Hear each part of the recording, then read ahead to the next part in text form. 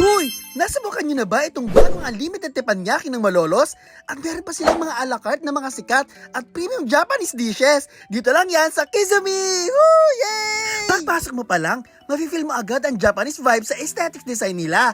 Grabe, ang ganda ng lugar. Japan kung Japan talaga. Pati mga chef, Japanese din. May VIP room nga din sila dito kung kailangan nyo ng private space. Simulan at tikman na nga natin ang kanilang unlimited teppanyaki o makase. Lulutuin sa harap nyo yung order at may sarili kayong chef sa teppanyaki. Pwede kayong umorder ng beef teppan na malambot yung karne, chicken teppan, oyster teppan, squid teppan, at scallops teppan. Lahat yan, unlimited! Tapos, pwede rin kayong umorder ng mga maki at nigiri, soup, rice, drinks, at dessert na lahat unlimited hanggang mabusog ka. Sa a la carte naman, marami kayong pwedeng pagpilian, lalo na yung mga sikat sa Japan, nandito na! Umorder kami nitong Kahoshima Wagyu. Grabe! Munti ko na makalimutan yung pangalan namin sa sarap nito. Super lambot at juicy talaga. Ito yung definition ng melts in your mouth. Must try naman itong sashimi o makase mariawase na may 5 klase. Ang fresh ng seafood. Premium takoyaki, ay nako, isa to sa paborito ko. Malambot ang beef at sweet ang sabaw.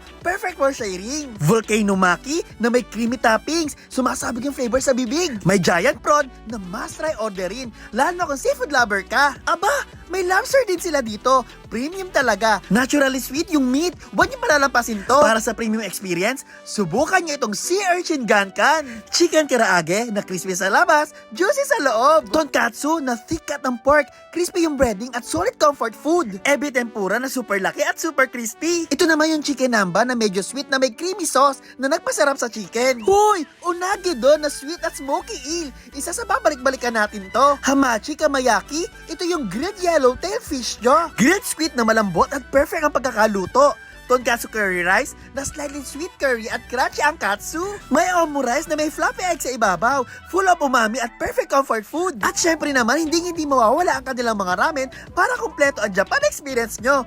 At lalong-lalo na, may Japanese wine and beer sila dito. Located lang ang Kizumi sa MacArthur Highway, Barangay Tikay, City of Malolos. Malapit lang sila sa Arko ng Malolos at Giginto. Open sila araw-araw simula alas 11 ng umaga hanggang alas 11 ng gabi. At maluwag ang parking area. Para sa kumpletong Japanese restaurant experience, tara, Kizumi na!